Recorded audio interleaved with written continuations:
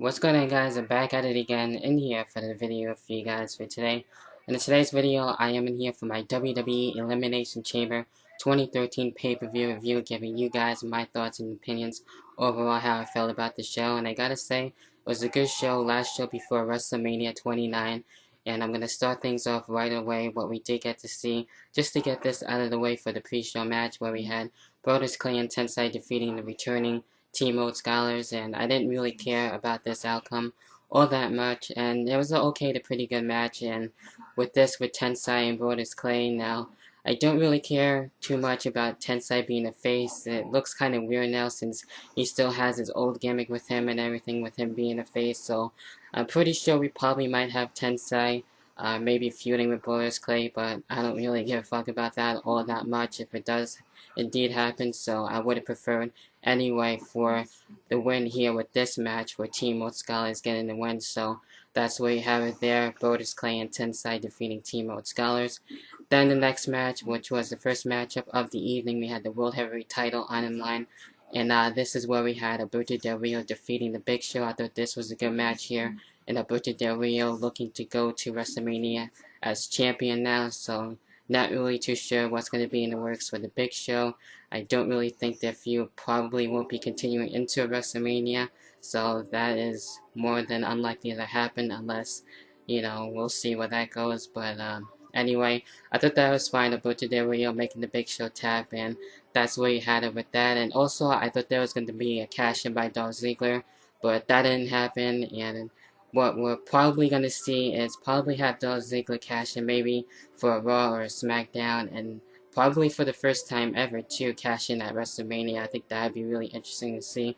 So, it's kind of hard right now to see where that's going to go.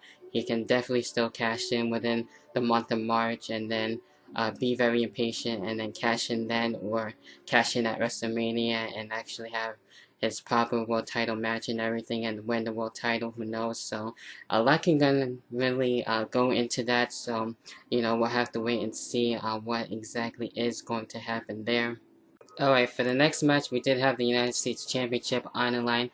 And with this one, I didn't really exactly like it much more better than the last match. I thought the last match was more better than this one, actually, personally. But it was pretty good for the second matchup of the night. And Antonio Cesaro, that's why he was able to defeat The Miz and continue his reign as United States Champion. So with this, we did have an interesting way of how this ended here, and we had the disqualification where the Miz was going for the figure 4 lock, and then we had the disqualification there, basically with the low blow, I guess, if you will. So I thought that was kind of a weird finish how that happened. So it looks like this match will most likely be continuing into WrestleMania 29, which I don't really have a problem with it continuing into WrestleMania 29, but I thought that was fine, and I actually enjoyed that match. So it was pretty good, and Antonio Cesaro is still the United States Champion.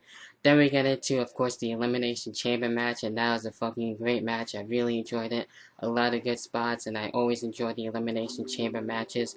So definitely one of the highlights of the night. Definitely one of my favorite matches of the night too, gotta say that. And we had Mark Henry just basically dominating for a while and looking to become #1 contender and champion, have his WrestleMania moment. But we did have a shock in the end, and that's right when it came down to Randy Orton, Chris Jericho, and Jack Swagger. Randy Orton was for sure looking to get the win, but actually he did get an upset here as well with Chris Jericho. And with the both of them, I thought either Jericho or Randy Orton was going to win, and that shocked the hell out of me, where actually Jack Swagger ended up surprising everybody, and that was definitely the surprise of the night, and I didn't really expect that to happen. Even though I didn't really have Mark Henry to either win or as well Chris Jericho, but of course Jack Swagger is going to be facing now Alberto Del Rio, so we do have that first match made for the World Heavyweight title at WrestleMania 29, which I think that should be a pretty fun match, and I'm not really going to bitch about that either. So I'm going to wait and see how that's going to play out, and I don't know if the Big Show is going to be able to get involved in that. Doubt it, but if it's going to be a singles match, then with those two, I think that would actually be pretty awesome. So we'll see how Jack Swagger is going to do there, and I really like how he was able to come back more aggressive and he's got a manager now and everything, so that's really cool. And I'm liking what the WWE is doing with Jack Swagger as of late, so I gotta give my props up there for Jack Swagger and surprising the hell out of everyone, including myself there, so that was really damn cool.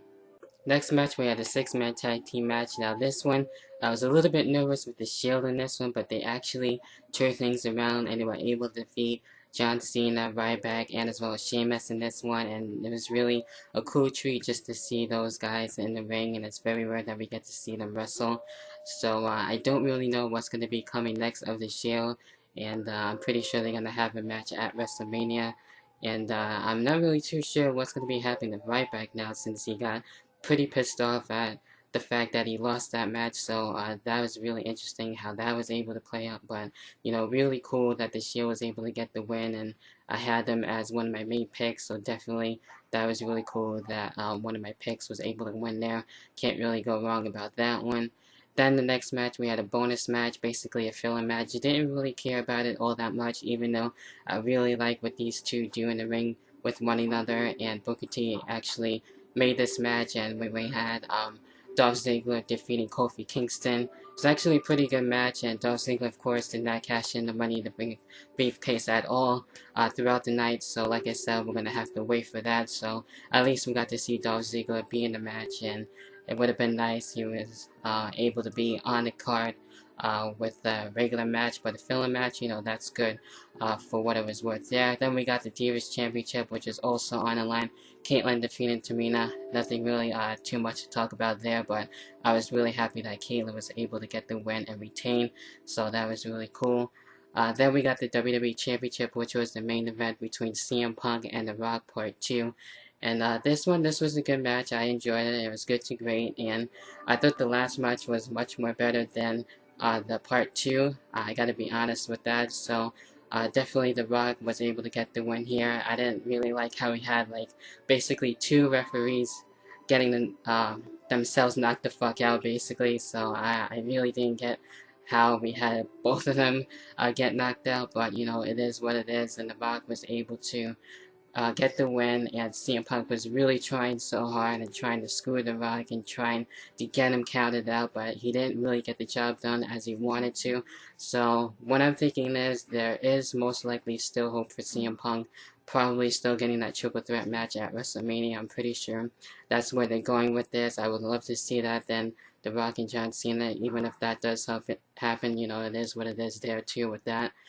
So I'm still going to enjoy that either way to see how that's going to be happening. So I'm pretty sure we're still going to get that triple threat match in for WrestleMania. I would love to see that, but that's just me. So yeah, there you have it with the Elimination Chamber. What are you guys' thoughts? How did you feel about it? And I'm still definitely going to look to be uploading some highlight reels of WWE 13, WWE 12, and more wrestling game footage to come.